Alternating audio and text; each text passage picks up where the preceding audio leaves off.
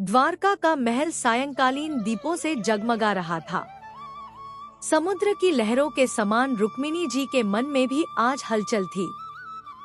श्री कृष्ण पास ही खड़े थे, पर रुक्मिणी का मन कहीं और अटका हुआ था, वृंदावन में राधा के चरणों में। रुक्मिणी जानती थी कि वे श्री कृष्ण की पत्नी हैं, महारानी हैं, परंतु फिर भी उनके हृदय में एक कोमल सी टीस उठती थी।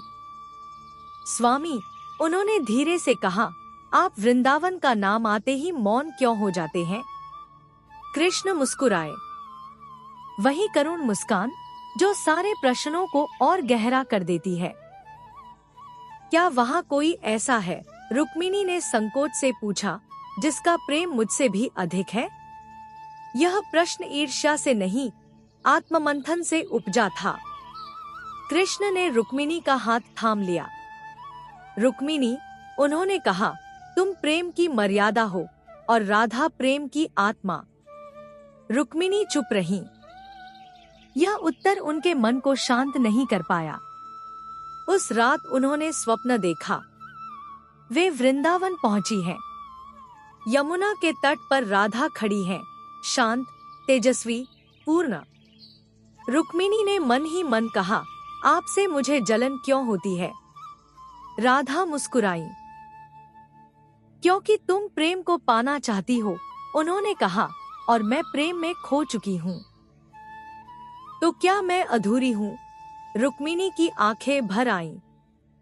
नहीं, राधा ने उत्तर दिया, तुम सेवा हो, समर्पण हो, धर्म हो, और मैं विरह हूँ, तड़प हूँ, भक्ति की आग हूँ। हम दोनों मिलकर ही कृष्ण को पूर्ण करते हैं। तभी श्री कृष्ण प्रकट हुए। रुक्मिणी, उन्होंने कहा, तुम्हारी जलन भी प्रेम है, क्योंकि उसमें अधिकार नहीं, केवल जानने की चाह है। रुक्मिणी की आंखें खुली। स्वप्न टूट गया, पर मन हल्का हो चुका था। सुबह उन्होंने कृष्ण के चरणों में शीश रख दिया। स्वामी, उन्होंने कहा, अब मैं समझ गई हूँ। राधा आपसे अलग नहीं और मैं उनसे अलग नहीं। कृष्ण ने रुक्मिणी को उठाया।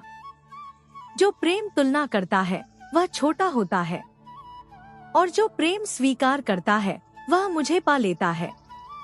उस दिन रुक्मिणी जी के मन की जलन भक्ति में बदल गई, और उन्होंने जाना, राधा और रुक्मिणी प्रतिस्पर्धी नहीं, बल्कि श्री कृष्ण के प्रेम के दो शाश्वत स्वर हैं।